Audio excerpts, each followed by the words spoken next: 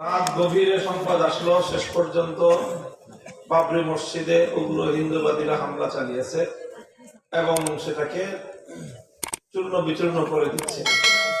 এই সংবাদ পাওয়ার সাথে সাথে আমাদের সেই রাত 1টা-2টার সময় জামিয়া রহমানিয়া আরবিয়া থেকে ছাত্ররা সব বের হয়ে আসলো এবং ওই রাত্রেই ভারতীয় দূতাবাস বরাবর দূতাবাস অভিমুখে মিছিল নিয়ে গেল।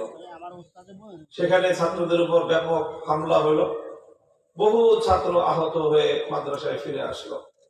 পরের দিন ফজরের নামাজ পড়েই আমরা আবার মাঠে বের হইলাম। সারাদিন চলল।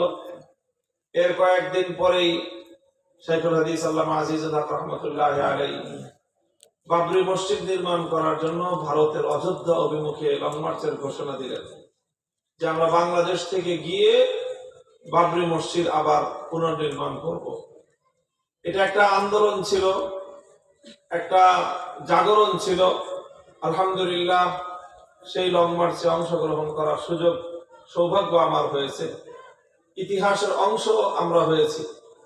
1993 সালের জানুয়ারি মাসের 2 তারিখ ঢাকার প্রাণকেন্দ্র বাইতুল মোকাররম মসজিদের দক্ষিণ গেট পল্টন চত্বরে মহাসমাবেশ হলো।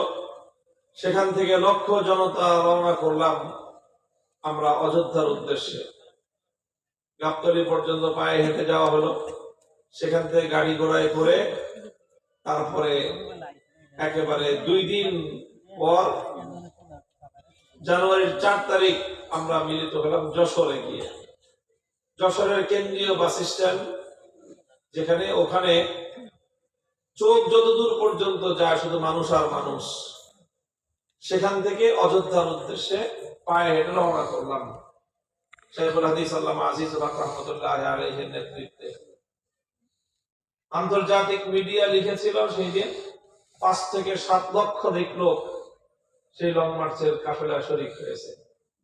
মুখে ছিল কালিমা, অন্তরে ছিল প্রেরণা, শাহাদাতের তামান্না নিয়ে আল্লাহর ঘর বাবরি মসজিদ আবার পুনর্নির্মাণের জন্য সেই ইমানি কাফেলা যাত্রা করলো। সকাল থেকে সন্ধ্যা পর্যন্ত 16 মাইল পথ এই লক্ষ লক্ষ মানুষ পায়ে হেঁটে গেছে ঝিকরগাছা পর্যন্ত। সেখানে অ্যাটাক হলো, সেখানে গুলি চললো, 2 জন ভাই শাহাদাত বরণ করলেন। বাবরি মসজিদ লং মার্চ ওই জায়গায় গিয়ে সমাপ্ত হলো। লং মার্চ সমাপ্ত হয়েছে, কিন্তু বাবরি মসজিদ প্রতিষ্ঠা করবার যে চেতনা, যে প্রেরণা, যে উদ্দীপনা, সেটা সেখানে শেষ হয়নি। শাইখুল হাদিস আল্লামা আজিজুল হক রহমতুল্লাহ আলাইহি ঘোষণা দিয়েছিলেন যে আমরা সেই অযোধ্যায় বাবরি মসজিদের জায়গায় সেটাকে পুনরুদ্ধার করে আবার সেখানে বাবরি মসজিদ পুনর্নির্মাণ করবার এই সংগ্রাম এবং এই আন্দোলন আমরা অব্যাহত রাখবো। শাইখুল হাদিস রহমতুল্লাহ আলাইহি তখন ঘোষণা দিয়েছিলেন যে ঢাকায় আমরা একটা বাবরি মসজিদ কমপ্লেক্স করব। সেই কমপ্লেক্স করার জন্য উনি চেষ্টা করেছিলেন, কিন্তু শেষ পর্যন্ত বিভিন্ন কারণে সেটা বাস্তবায়ন করা সম্ভব হয়নি। হযরত শাইখুল হাদিস আল্লামা আজিজুল হক রহমতুল্লাহ আলাইহির সেই স্বপ্ন পূরণ এবং এই যে উপমহাদেশ জুড়ে, গোটা ভারতবর্ষ জুড়ে হিন্দুত্ববাদী যে আগ্রাসন, ইসলাম এবং মুসলমানদের বিরুদ্ধে তারা যে ঘৃণ্য আক্রমণ পরিচালনা করেছে, তার প্রতিবাদ অব্যাহত রাখার নিয়তেই আমরা 2019 সালে ঘোষণা করেছি যে আমাদের এই ঢাকার পশ্চিম প্রান্তে কেরানীগঞ্জের কলাতিয়ায় জামিয়াতুত তারবিয়া আল ইসলামিয়ার জন্য নির্মিতব্য এই বিশাল ক্যাম্পাস, প্রায় ইতিমধ্যে 8 একর এরিয়া নিয়ে এই জামিয়া নির্মিত কার্যক্রম হচ্ছে, ক্যাম্পাস গড়ে উঠছে। এখানে যে মসজিদটি নির্মাণ হবে, এই মসজিদটি বাবরি মসজিদের নামে, এবং আমরা চেষ্টা করব যে আধুনিক যুগের স্থাপত্যের নকশার সাথে বাবরি মসজিদের 3 গম্বুজের নকশাকে যে কোনো ভাবে অ্যাকোমোডেশন করে আমরা এমন ভাবে একটা মসজিদ নির্মাণ করব যাতে শুধু একটা মসজিদ নয়, এটা বাবরি মসজিদের চেতনাকে প্রজন্ম থেকে প্রজন্ম পর্যন্ত, আমাদের সন্তানদের পর্যন্ত, পরবর্তী প্রজন্ম পর্যন্ত এই চেতনাকে জাগ্রত রাখবে এবং এখান থেকে এই শিক্ষা ভারতবর্ষের মুসলমানরা পাবে যে আমাদের এই মসজিদ আবার আমাদেরকে পুনরুদ্ধার করতে হবে। আমরা জানি যেখানে একবার শরীয়ভাবে ইসলামী শরিয়াতের আলোকে মসজিদ নির্মাণ হয়ে যায়, কিয়ামত পর্যন্ত মসজিদের জায়গায় অন্য কোনো কাজ করা যায় না। কারণ সেটা আল্লাহকে শ্রদ্ধা করার জন্য সেটা চূড়ান্ত ভাবে নির্ধারিত। মসজিদ যেখানে হয়ে যায় সেখান থেকে আসমান পর্যন্ত, জমিনের উপর হলে সেই জমিনের নিস্তবক পর্যন্ত পুরাটাই আল্লাহর ঘর, মসজিদ হিসাবে সেটা আল্লাহর দরবারে সেটা চূড়ান্ত হয়ে যায়। কিন্তু নির্মম ভাবে সেই বাদশাহ বাবরের, যিনি মোগল সাম্রাজ্যের প্রতিষ্ঠাতা ছিলেন, তার হাতে নির্মিত এই বাবরি মসজিদের, তার নামে বাবরি মসজিদ, সেটা 500 বছর পুরনো, সেটাকে কাল্পনিক এক কাহিনী দাঁড় করায়। কোথায় কার রামের জন্মভূমি, সম্পূর্ণ অবাস্তব, ঐতিহাসিক ভাবে সম্পূর্ণ মিথ্যা বানোয়াট একটা তথ্যের ভিত্তিতে মুসলমানদের উপর এবং মুসলমানদের ঘর, আল্লাহর ঘর বাবরি মসজিদকে ধ্বংস করার জন্য গোটা রাষ্ট্রযন্ত্র শেষ পর্যন্ত তাদের আদালতকে ব্যবহার করে তারা সেখানে আল্লাহর ঘর শহীদ করে দিয়ে রাম মন্দির নির্মাণ করেছে।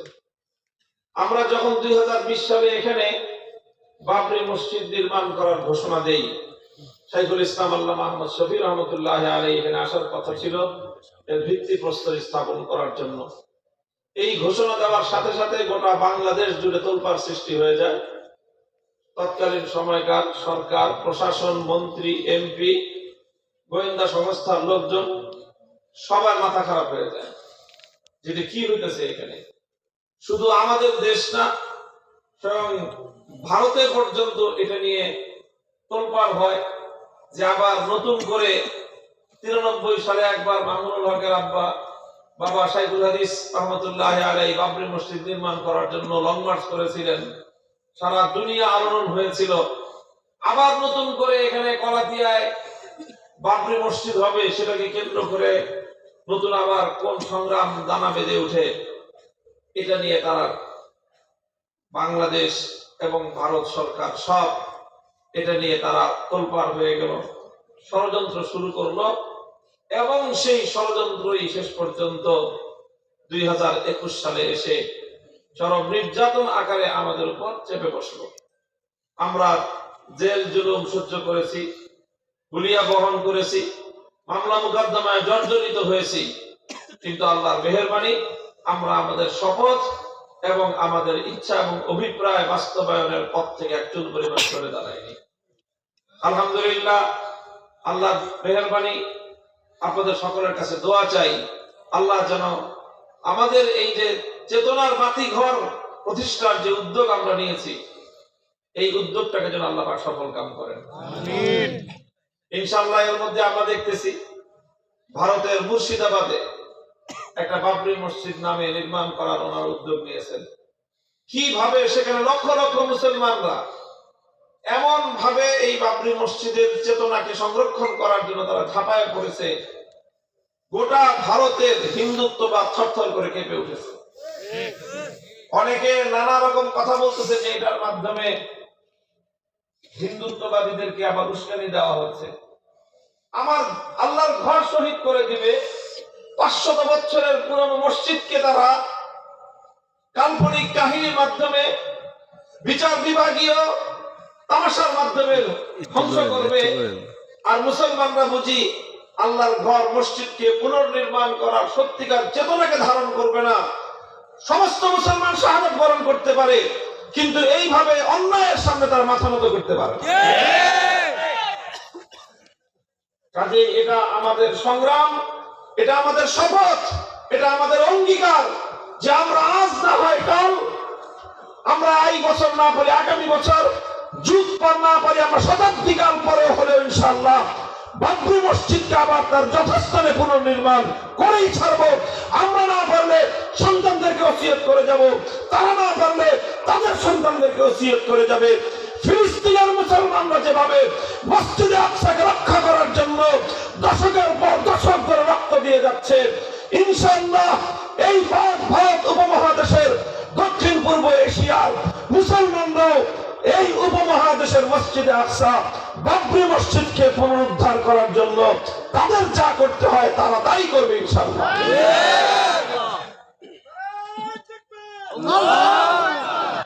মুহতারাম হাজিরিন, এই জন্য আমরা আপনাদের কাছে দোয়া চাই যে আল্লাহ পাক রব্বুল আলামিন আমাদের এই উদ্দেশ্য আল্লাহ বাস্তবায়ন করার তৌফিক দান করেন।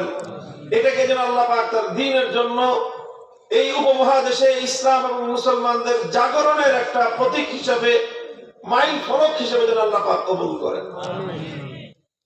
ইতিমধ্যে আলহামদুলিল্লাহ মসজিদ যে জায়গাটায় আমরা প্রাক্কলন করেছি, আমরা যেখানে প্ল্যান করেছি মসজিদ যে জায়গাটায় হবে আমাদের এই স্টেজের পেছন দিকে, তো আলহামদুলিল্লাহ তার প্রায় মূল জায়গা যেটুকু নিয়ে আমরা খুব আতঙ্কিত ছিলাম, শঙ্কিত ছিলাম।